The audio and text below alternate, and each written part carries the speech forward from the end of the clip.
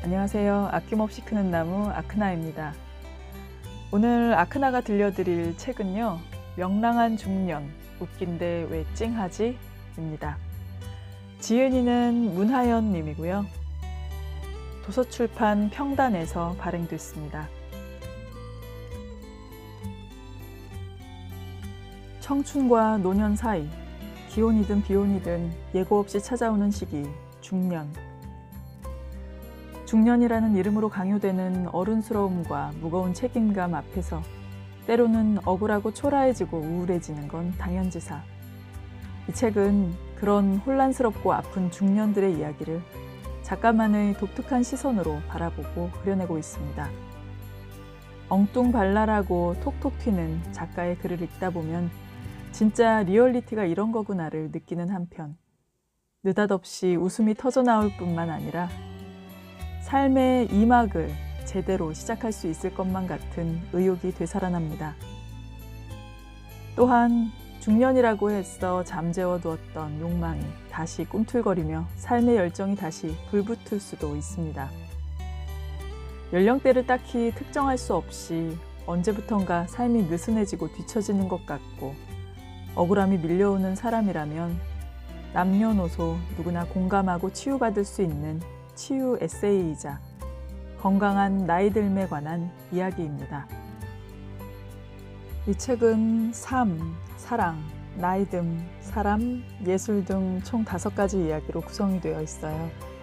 겉으론 조용하지만 장기자랑 무대가 있으면 다짜고짜 솔로로 나서서 친구들의 인기를 한몸에 받던 시절을 지나 간호사로 일하면서 환자에게서 옮은 결핵과 사투를 벌인 이야기, 아픈 몸으로 5수째 연필을 잡고 있는 아들, 고2 때 가출했던 아들과 다정한 친구로 살아가는 쿨한 엄마의 이야기, 치매 앓는 시아버지의 말이 통하는 동무이자 연애 카운셀러가 된 사연, 수목 드라마가 유일한 낙인 남편을 위해 드라마를 쓰고 있는 작가로서의 삶 또한 오롯이 보여줍니다. 간결한 어휘로 많은 걸 담아내는 문체에 강한 흡입력이 있습니다. 제목 그대로 명랑한 중년을 위한 웃긴데 찡한 이야기 속으로 함께 들어가 보실까요?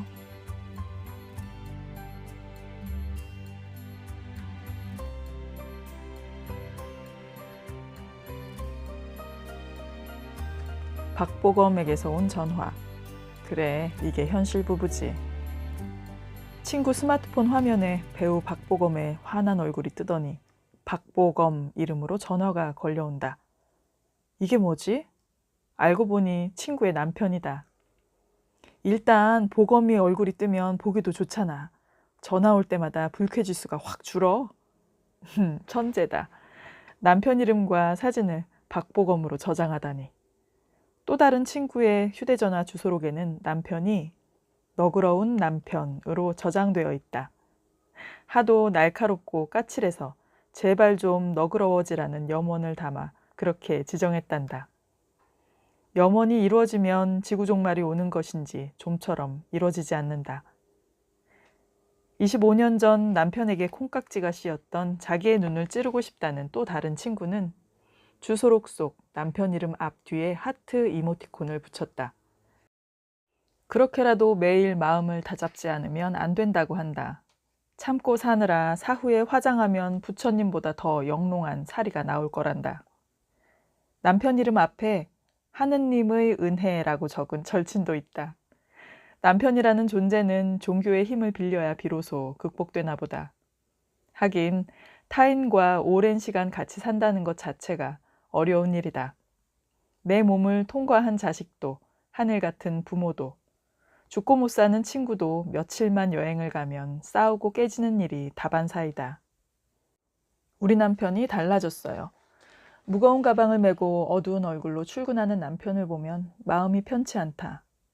소보다 많이 먹는 아들 둘과 비싼 것만 조금 먹는 아내를 먹여 살린다고 밤낮 없이 일만 한 죄로 집에서도 소외당하고 TV와 강아지 2마리가 유일한 그의 친구이다. 공부가 제일 쉬웠어요. 교과서 위주로 공부했는데 만점이네요. 내 남편이 그런 사람이다. 비현실적인 사람. 그러니 학원에 다녀도 중간에 머무는 아이들의 성적이 그의 눈에 찰리 없다. 평범하고 자유로운 내가 그런 사람과 살고 있다. 그 어려운 걸 내가 23년째 해내는 중이다. 공부는 잘했을지 몰라도 눈치는 별로 없는 남편이 내게 말한다. 인간은 두 부류야. 아인슈타인의 상대성 이론을 알고 죽는 사람과 모르고 죽는 사람. 제발 좀 상대를 봐가면서 상대성 이론을 말하면 좋으련만. 시도 때도 없는 상대성 이론에 나와 아이들은 더 이상 그를 상대 안 한다. 질려서 아인슈타인 이름이 들어간 우유도 안 마신다. 아는 게 많은 것은 맞는데 쓸모가 있는지는 모르겠다. 죄다 책으로 배운 거라 현실에서는 유용함이 떨어진다. 형광등 하나만 가려고 해도 두꺼비집을 내리고 고무장갑을 끼고 수선을 피운다. 그가 건강 염려증인 건지 내가 안전 불감증인 건지 헷갈린다. 그냥 스위치 끄고 형광등 빼고 새것 끼우면 끝인데 흔들리지도 않는 의자를 붙잡아라 마라. 형광등을 들고 보조를 해라 마라. 세상 번거롭게 한다. 차라리 내가 하고 만다. 혹시 이거 작전인가? 요즘엔 박경리의 대하소설 토지에 빠져 드라마를 다시 보고 책을 또 읽는다. 조용히 혼자 읽으면 좋으련만 우리말 겨루기도 아니고 자꾸 퀴즈를 낸다. 행여 내가 맞출까봐 눈동자가 흔들린다. 어이구, 이걸 맞춰 마라. 어떻게 하는 게 빨리 마무리 짓는 것인지 나는 재빨리 머리를 굴린다. 혼잣말도 많아진 남편. 나이 50이 넘으면서 드라마를 좋아한다. 특히 수목 미니 시리즈. 얼마나 몰입해서 보는지 그 시간에 떠들면 혼난다. 그의 아내로 살아내기란 이렇듯 극한 직업이다. 얼마 전까지만 해도 내가 드라마를 볼 때면 세상 한심한 눈으로 날 보더니 완전히 전세가 역전되었다. 몇 년 새 나는 TV를 거의 보지 않는다. 거실에 물 마시러 나왔다가 드라마를 보고 있는 남편의 뒤통수를 보면 마음이 짠하다. 저 인간이 외로워서 저러나 싶어서. 그런데도 일일이 헤아리고 싶지는 않다. 모두 자신이 감당해야 하는 외로움의 무게가 있는 거니까. 그 무게만큼 깊어질 거라 애써 생각한다. 좌 과일, 우 땅콩 사이에 앉아 TV를 보며 행복해하던 남편은 목요일 미니 시리즈가 끝나면 한숨을 쉬며 또 일주일을 기다려야 한다고 투덜거린다. 이런 남편을 위해 드라마 대본을 구상 중이다. 지난해 여름 나는 소설쓰기 학교에 다녔다. 내 바지가랑이를 붙잡고 주인공을 살려내라고 애원하도록 만들 애절한 스토리에 감동의 극대화를 끌어낼 플롯을 짜고 있다. 아이유를 좋아하는 그를 위해 1인 3역 캐스팅도 마음속에 정해놓았다. 떡줄 아이유는 생각지도 않는데 김칫국부터 시원하게 한 잔. 무심해 보이는 내가 그의 여가까지 신경 쓰는 세심한 아내인 걸 그는 모른다는 게 함정. 결국은 상대성 이론. 그는 반도에 흔한 착한 가부장적인 사람이다.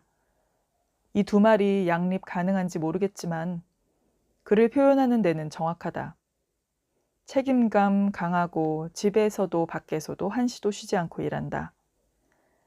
자기가 정한 테두리 안에 자식들과 아내를 넣어두고 보살피고 아무리 품을 넓혀도 좁다고 아우성치는 가족들 때문에 그 역시 부대꼈을지도 모른다. 반항이란 걸 모르는 그는 아버지가 쳐놓은 테두리 안에서 순하게 자랐을 테고 그게 최선이라 배웠을 것이다. 그런데 울타리를 치는 것보다 신뢰와 존중이 더 큰 힘이라는 것을 그가 배웠더라면 기준을 세우고 경계를 만드는 일은 그 의도가 교육적이라거나 인간의 도리라는 말로 포장된다 해도 결국 사람 사이의 벽을 세우기도 한다는 걸 그는 몰랐다. 그의 울타리가 견고할수록 그는 가족들과 멀어졌다. 다행스러운 건 오래 같이 살면 서로 닮아간다고. 그도 이제 느슨해졌다는 사실. 헐거워진 그와 조금씩 가까워지는 아이들을 보며 진작 이랬으면 그도 편안했을 텐데 하는 생각이 든다. 울타리가 놓인 자리에 틈이 생기고 있다. 완벽한 아빠, 진지한 남편보다 농담을 건넬 수 있는 틈이 있어야 한다는 걸 그도 이제 아는 것 같다. 아빠의 기대에 부응하지 못한 죄로 사수생 아들은 밥 먹을 때마다 고개를 숙인다. 안타까운 나는 말도 안 되는 유머와 몸개그를 날려보지만 썰렁하다. 이럴 때 필요한 건 나의 근본 없는 유머가 아니라 그의 격조 높은 위로일 텐데. 나의 눈짓에서 시작된 그의 어설픈 위로는 깔때기 이론을 통과해 다시 상대성 이론으로 가고 만다. 참으로 고질병. 그래도 이제는 그런 그를 웃으며 바라볼 수 있다. 사람이 변하는 건 생이 바뀌어야 가능한 법인데 여기까지 온 것만으로도 참으로 고맙고 다행이다. 그도 자신을 버리느라 힘들었을 테니. 생각해보면 미안하게도 나는 나를 버리지 않은 것 같다. 양보하는 듯 하면서도 날 바꾼 적은 없다. 그래서 그가 나를 닮아간다. 그것도 미안하다. 내가 아이들을 잔소리하지 않고 자유롭게 키운 건 역시 어쩌면 그 때문인지도 모른다. 완벽주의인 그와 반대로 해야 아이들이 숨을 쉴 수 있을 테니 상대성 이론이 맞긴 맞다. 서로 뭔가를 일부러 버리지 않아도 편안한 그런 날이 왔으면 좋겠다. 아마도 곧 올 것 같다.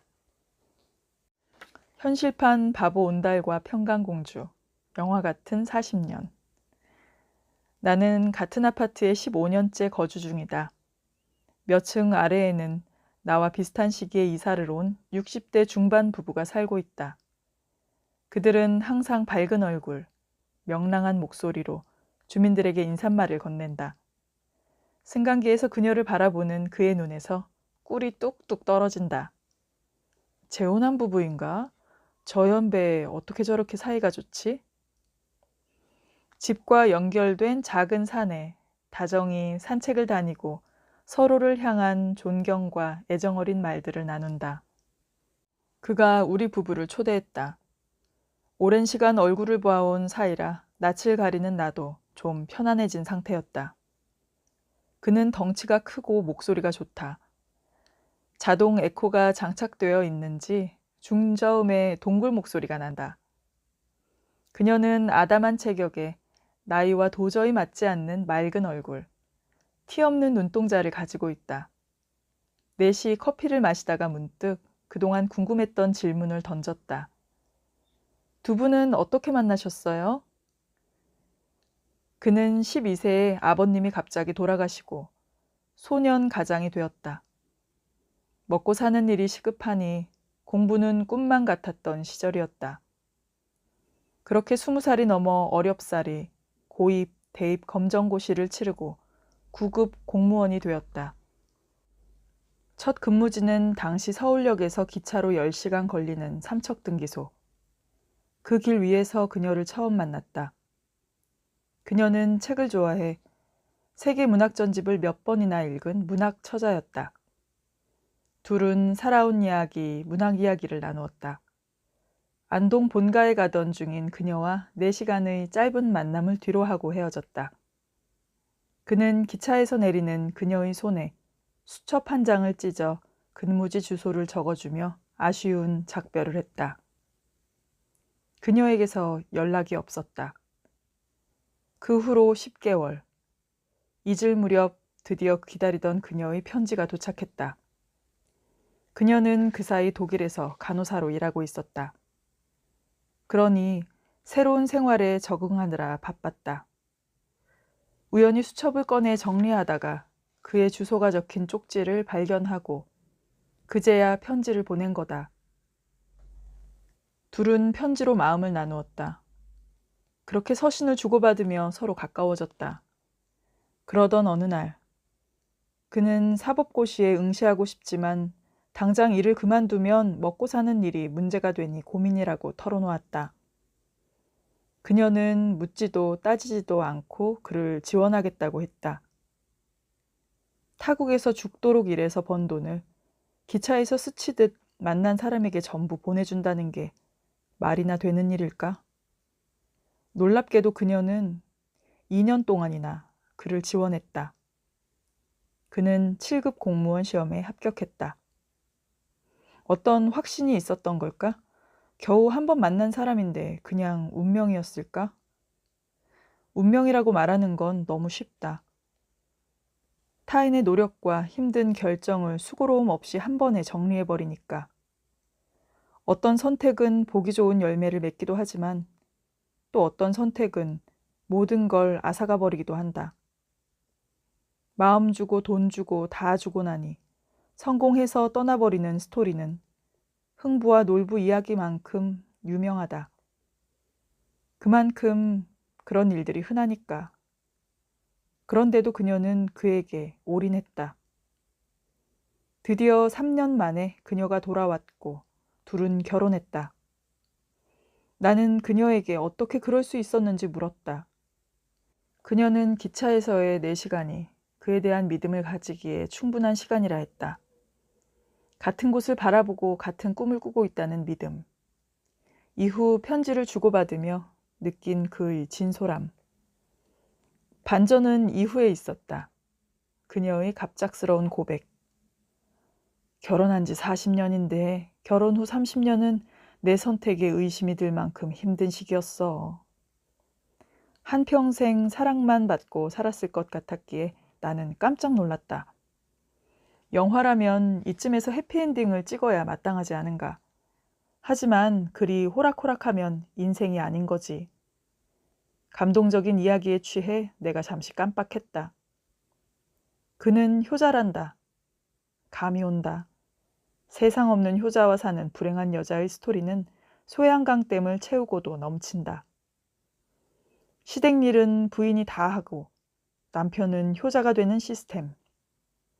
나도 그렇게 20년 넘게 살아봐서 둘째가라면 서러울 만큼 이 분야 전문가이다.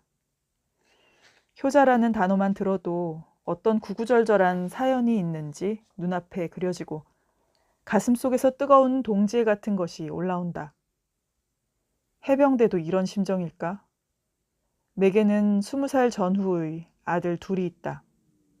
내 목표는 이 아들들이 독립적인 불효자가 되는 것이다.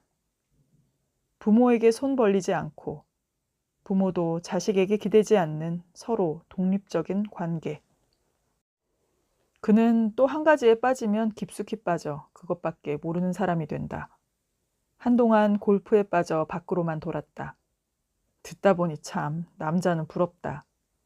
낚시에 빠지고 운동에 빠지고 자동차에 빠지고 자꾸만 빠진다. 여자들은 빠지고 싶어도 허락을 받아야 하니 빠지기가 힘들다. 어디 가도 되냐, 뭐 해도 되냐, 늦어도 되냐, 어쩌다 100만 년 만에 만난 친구들과 여행을 가려 해도 절차가 복잡하다. 말을 꺼내기 전에 이란 이 안으로 계획을 짜야 한다. 그리고 내가 얼마나 힘들게 이 말을 꺼내는지 보여주기 위해 저기 하면서 말을 더듬고 깎던 과일을 떨어뜨리며 불안한 심경을 흘려야 한다. 안 된다고 했을 경우 강경책으로 나갈지 눈물을 줄줄 흘리며 심파로 나갈지 분위기를 봐가며 결정해야 하기 때문에 순발력도 필요하다. 그녀는 그가 효자라는 말과 뭔가에 빠져 가정을 소홀히 한 이야기는 단 1분만 했을 뿐인데 나는 슬프게도 그 말에 완벽하게 감정이입했다. 그녀는 사랑을 인내라고 했다. 그렇게 참고 기다렸더니 마침내 그녀가 꿈꾸던 그가 되었다. 가정에 충실하고 말이 통하는 남편의 모습이 된 것은 최근 10년의 일이다. 그도 점점 깨달아갔다. 그가 효자로 살 수 있었던 것도 그의 가정이 평화로울 수 있었던 것도 그녀의 희생과 인내가 있어서 가능했음을, 그의 에너지가 한쪽으로 쏠릴 때마다 중심을 잡아주는 그녀가 있어서 가능했음을, 그 사실을 조금씩 깨달아가며 그녀에 대한 존경과 사랑이 깊어졌다. 따스한 봄날에야 누군들 꽃을 피우지 못하겠는가. 하지만 엄동설안의 추위에 꽃을 피워내긴 쉽지 않다. 마찬가지로 좋은 일만 있을 때야 누군들 사랑하고 행복하게 사는 게 어렵겠는가. 하지만 진짜 사랑은, 진짜 행복은 인생의 고비에서 드러난다. 더 이상 바닥을 칠 수 없을 때, 바닥에 떨어진 그 사람을 버리지 않고 손 내밀어주는 누군가가 있을 때, 추위 속에서 더 향기롭게 피어나는 것. 그것이 진짜 사랑이 아닐까? 사랑과 고마움과 애틋함이 범벅인 채로 결혼해도 살다 보면 후회와 원망이 생기기 마련이다. 그들 또한 여기까지 오는데 30년이 걸렸단다. 공연히 주먹이 쥐어졌다. 나는 이제 7년 남았구나. 고지가 눈앞이다. 문득 내 남편이 꿀을 흘리며 나를 바라볼 것을 생각하니 닭살이 돋는다. 그러지는 말라고 해야겠다. 그런데 참고 살기만 하다가 한평생이 가버리면 어쩌지? 내 빈약한 사랑과 커다란 걱정 사이 다시 잠 못 드는 밤이 왔다. 시스루룩의 노브라? 나이 들면 이런 건가요? 이거 얼마예요? 가격표 붙어 있어요. 죄송한데요. 제가 눈이 나빠서. 옷가게 점원이 다가와 가격을 알려주며 입어보실래요? 라고 묻는다. 언제부터인가 상표에 깨알 같은 글씨로 적힌 가격이 안 보인다. 스마트폰의 밝기를 조금만 어둡게 해도 글씨가 흐릿하다. 어떤 날은 얼굴이 그런 대로 봐줄만 하다가 한 달에 한 번 그분이 오시는 날에는 영락없이 눈밑이 검어지고 피부는 푸석푸석, 잔주름은 자글자글하다. 어느 TV 프로그램에서 꿀이 피부에 좋다기에 얼굴에 잔뜩 발랐다가 머리카락에까지 엉겨붙어 애를 먹었다. 생고등어를 눈밑에 붙이면 다크서클이 빠진다는 말을 패션 잡지에서 보고 따라했다가 비린내 때문에 온 식구들의 원성을 사기도 했다. 다크서클이 좋아졌는지 현미경으로 봐야 알 수 있을 것 같고 호들갑 떠는 가족들을 향해 인상을 쓰고 있었더니 미간에 주름만 더 깊어진 것 같다. 피부과에도 가보았다. 친구 따라 강남 간다고 셋이서 갔다. 친구들이 상담받을 때 난 그냥 옆에 앉아만 있었다. 의사는 친구 얼굴을 이리저리 살펴보더니 몇 가지 시술을 한꺼번에 받는 패키지를 권했다. 보톡스와 물광주사를 섞어 얼굴 전체에 주입하는 일명 동안주사와 레이저 시술, 피부 마사지를 한꺼번에 받는 상품이란다. 얼굴에 광이 좔좔 흐른다는 말에 솔깃했다. 더군다나 셋이 같이 하면 10% 할인을 해준단다. 여배우들은 다 맞는다는 말도 덧붙였다. 할인이라는 말에 친구들이 눈빛으로 내게 무언의 압박을 보냈다. 한 달 동안은 광까지는 아니지만 살짝 얼굴색이 좋아졌던 것 같다. 하지만 발가락이 저절로 오그라드는 전기 고문에 가까운 레이저 시술과 바늘지옥에서나 경험할 것 같은 얼굴 전체에 촘촘히 놓는 주사는 2번 다시 경험하고 싶지 않다. 50만 원 투자해서 그 고통을 견뎠지만 그것에 비해 효과 기간은 너무 짧았다. 그래도 귀는 잘 들린다. 문제는 말귀를 잘 못 알아듣는 것이다. 다행히도 친구들도 다 고만고만해서 선문답처럼 서로 알아듣고 각자 해석해 대화가 이루어진다. 마치 서로 다른 언어로 이야기하는 외국인들이 그럼에도 말이 통하는 경지랄까? 나중에야 서로의 의도를 파악하고는 아 하고 탄성을 지른다. 가끔은 바보들끼리 이야기하는 것 같아서 웃음이 난다. 리모컨을 들고 리모컨을 찾으러 다니는 것은 예사일이다. 외출할 일이 있어 차를 몰고 나갔다가 그냥 집으로 돌아오는 적도 있다.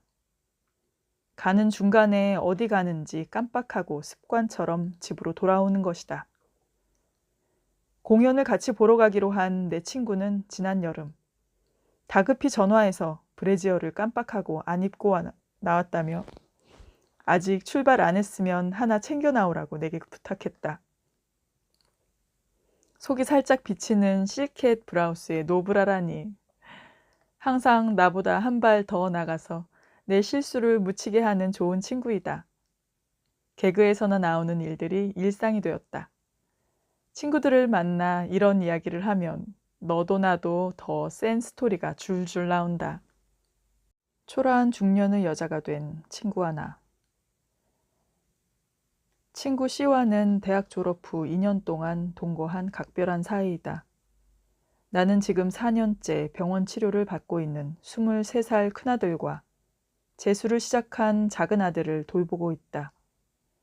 이런 내 하소연에 C도 가슴속에 박혀있는 돌덩이를 꺼내놓으며 꺼이꺼이 울었다.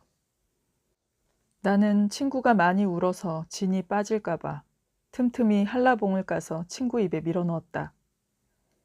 기승전 갱년기인가? 마음이 아팠다. 친구가 눈물을 닦자 시계를 보니 7시가 넘고 있었다. C는 서둘러 외투를 입었다. 지하철역까지 데려다주는 차 안에서 C는 내게 언제가 가장 눈부신 때였냐? 고 물었다. 나는 지금이라고 대답했다.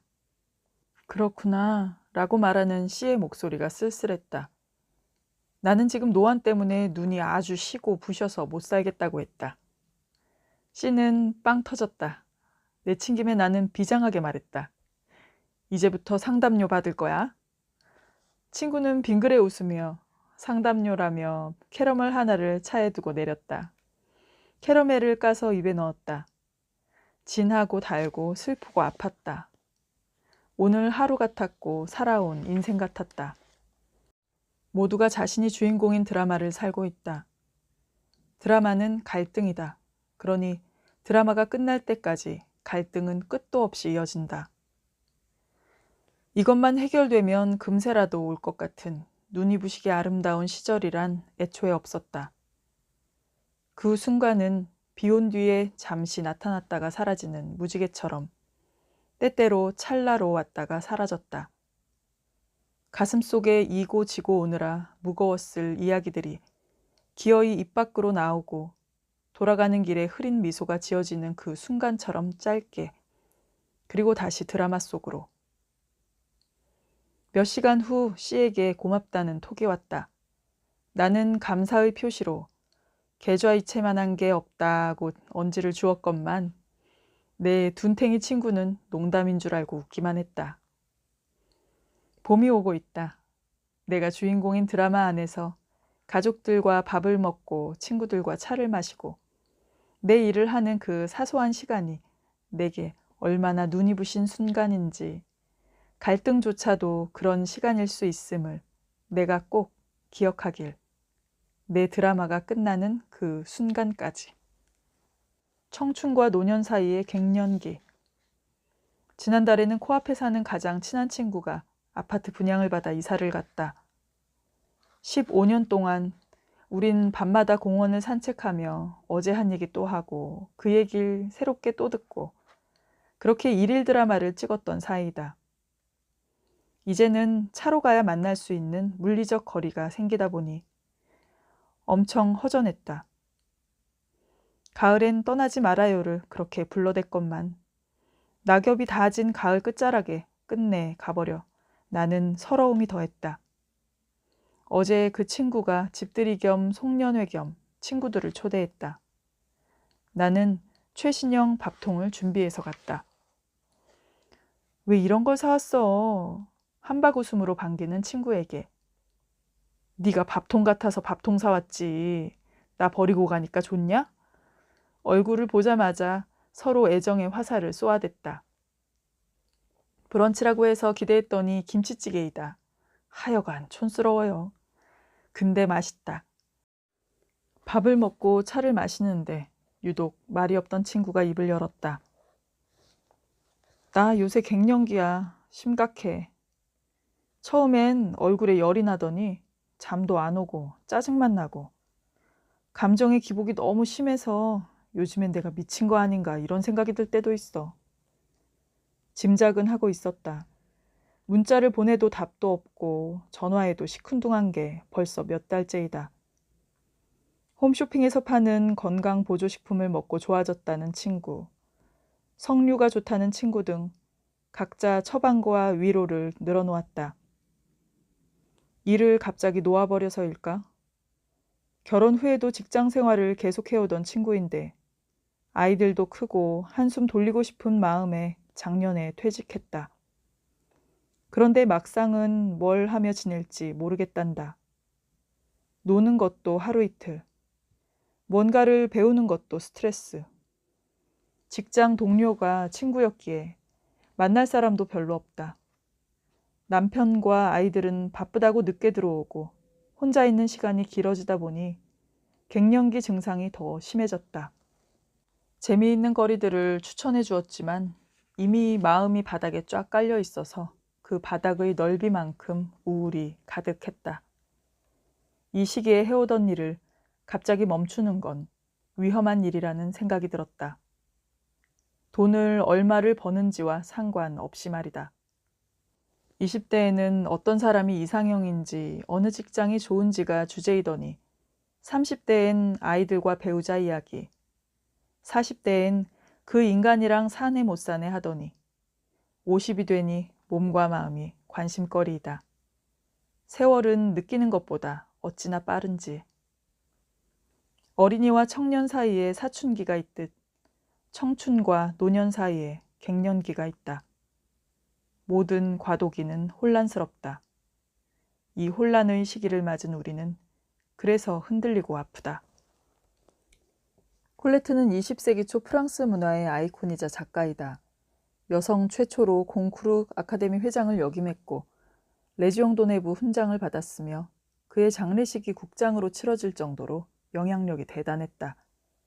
내 워너비 작가인 콜레트와 오드리가 만나 불꽃이 튀었다.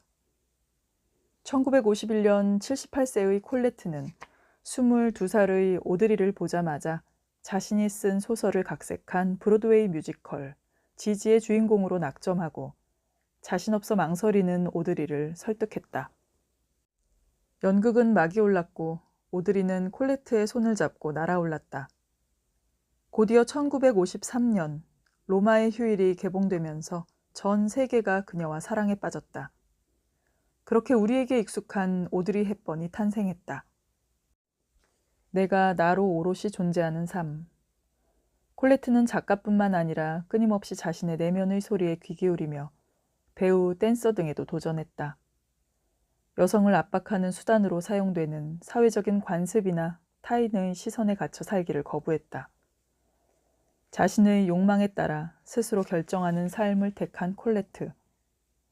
자신의 운명을 자신이 선택하고 개척한다는 것은 너무나 당연하고 외려 낡은 이야기처럼 들리지만 살다 보면 이런저런 이유로 때로는 엄청난 용기가 필요한 일이다. 내가 나로 오롯이 존재하는 삶은 그때도 지금도 울림이 있는 까닭이 바로 여기에 있다. 이 점이 콜레트가 나의 워너비인 이유이기도 하다. 영화 속에서 펜을 든 자가 세상을 바꾼다라고 말했던 콜레트도 실제로는 매일 글 쓰는 일이 고통이라고 했다. 매번 새로운 것을 쓰지 못할 바에야 아예 글을 쓰지 말자고 다짐했던 무수한 시간이 있었으며 글을 계속 써야 하는지 확신을 갖지 못하고 두려운 날도 있었다. 오히려 두려움을 느껴야 안심했다고 한다. 어쩌면 글을 쓰는 모든 사람의 심정이 그럴 터. 콜레트를 떠올리며 나의 올해 목표를 되새긴다. 주저앉고 싶은 마음이 들 때마다 너무 멀리 보지 말 것. 그저 한 걸음만 내디딜 것. 또다시 글은 못 썼지만 오늘은 전기세만 낭비한 것 같진 않다. 나의 두려움과 불안을 옮겨서 새 희망의 정수박이에 들이붓고 싶은 용기가 이렇기 때문이다. 도서관을 나오는데 매일 보던 무인 도서 반납기에 적힌 문구가 새삼스레 내 마음에 박혔다. 당신의 노력은 절대로 쓸데없는 일이 되지 않습니다. 마지막까지 꼭 믿어주세요. 마지막의 마지막 순간까지 믿어야 합니다. 나미야 잡화점의 기적 중에서. 나에 대한 믿음이 절실한 나는 혼자 괜히 가슴이 뭉클해졌다. 콜레트는 오드리의 손뿐만 아니라 세기를 뛰어넘어 동방의 작은 나라에서 숨을 쉬는 내 손 또한 잡아주었다. 먼 훗날 나도 누군가의 손을 잡아주는 사람이 될 수 있을까? 날이 어두워지면서 기온이 뚝 내려갔다. 코가 쨍하다. 주머니에서 휴지를 꺼내 코를 푸는데 눈물이 같이 나왔다. 안 슬픈데 눈물이 나는 건 힘든 건가? 씩씩하게 눈물을 닦으며 다짐한다. 콜레트처럼 펜을 들고 세상을 바꾸지 못하더라도 펜을 끝까지 붙잡고 응시하면서 내 틀, 내 편견, 내 무지와 생각이라도 바꿔보자. 적어도 내가 나에게 부끄럽지 않게. 저자 문하연님은요, 평범한 주부이자 두 아들의 엄마로 살다가 40대 후반에 오마이뉴스와 인천투데이 등의 예술 분야 글을 기고하기 시작했다고 합니다. 미술 비전공자이자 평범한 생활인으로서 미술 감상의 새로운 지평을 열었다는 호평을 받은 다락방 미술관에 이어서 유독 많은 조회수를 기록하며 독자들에게 큰 사랑을 받은 명랑한 중년의 연재글 중 일부를 모아 이 책 명랑한 중년 웃긴데 왜 찡하지를 내놓게 되었다고 합니다. 너나 할 것 없이 어려운 이때에 엉뚱발랄한 작가의 글들이 큰 웃음과 위로가 되기를 바란다고 하는데요. 현재는 드라마 대본과 시나리오를 쓰면서 방송 편성과 영화에 도전하고 있다고 합니다.